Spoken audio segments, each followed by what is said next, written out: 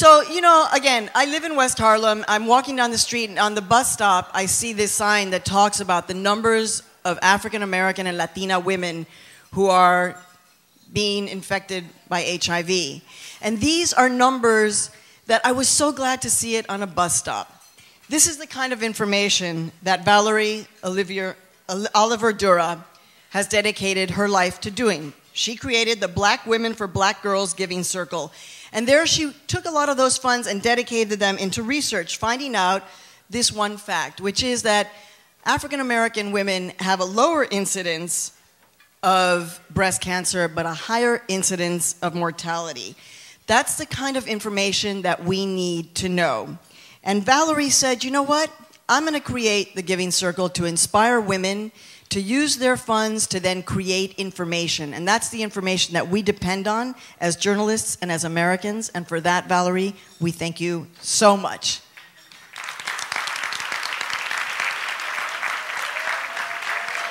Thank you so very much.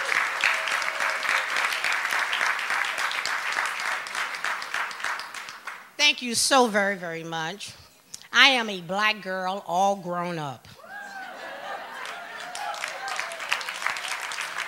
When I was a young girl growing up in Memphis, Tennessee, during the early 50s, I felt invisible. My grandmother, Queen Victoria Alexander, often would say to me, Valerie, don't speak to adults unless they speak to you. Valerie, don't interrupt grown folks' conversation. Well, these messages from my grandmother were very well-meaning, but they were not empowering. Today, black girls live in a racist, sexist, class society where they are still listening to the wrong messages from the radio, the TV, from well-meaning people who really don't mean them well. So as a black woman, I am grateful tonight to be able to offer black girls empowering messages and to help others who wish to support black girls not only to survive but to thrive. And so I'd like to thank the Women in News for this recognition.